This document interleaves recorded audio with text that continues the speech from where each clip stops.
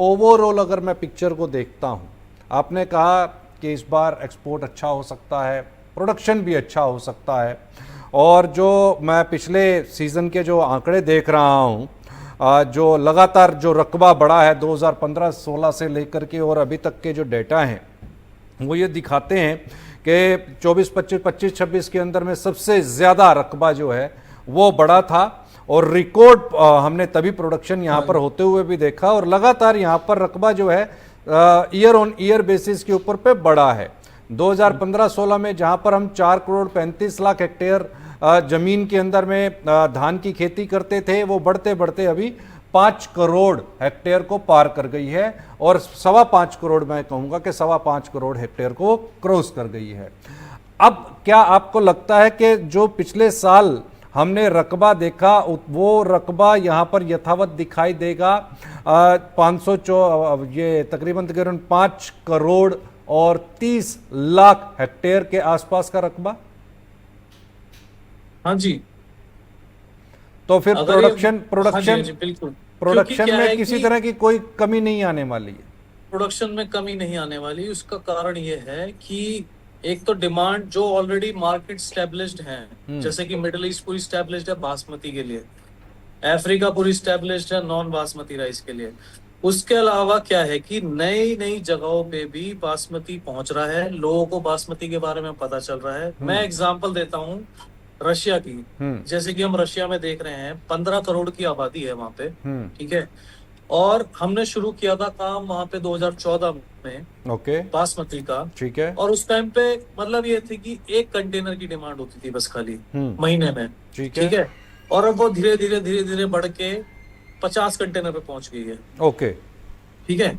तो लोगों को वहां पे बासमती समझ में आ रहा है, लोग बासमती ले रहे हैं। हमने वहां की रिटेल चेन्स में अपनी ब्रांड लॉन्च कर दी है। तो बहुत कुछ चीजें बदल रही हैं। तो इसी तरीके से मैं सोच रहा हूँ कि और भी मार्केट्स में ऐसे पहुंचाया जा सकता है बासमती, और हम उस पर काम भी कर रहे हैं। जहां जहां पे अभी तक बासमती का इतना ज्यादा अच्छा वो नहीं है, होल्ड नहीं है, तो वो ही हम बनाने में लग रहे हैं। और इसी इसी उम्मीद के साथ मैं कह सकता हूँ कि हाँ, जो एस्टेब्लिश्ड मार्केट है वहां तो रहेगा ही, और जहां नई मार्केट की अपॉर्चुनिटी है वहां पे भी हम बासमती पहुंचा सकते हैं। हम मतलब कि जितने भी एक्सपोर्टर्स हैं इंडिया। पेस्टिसाइड का जो इशू देखने को मिल रहा है इंटरनेशनल मार्केट में, वो तो जी यूरोप में और इधर यूएस में ही ज्यादा रहता है। उस टाइप की रिक्वायरमेंट्स जो होती हैं स्पेसिफिकेशंस की, वो सब उन्हीं देशों में ज्यादा होती हैं, और वहां पे काफी स्ट्रिक्ट भी है, इस क्योंकि बार वरना फिर। फर्टिलाइजर की कमी होगी, और धान में तो ज्यादा फर्टिलाइजर डलता है, हाँ जी।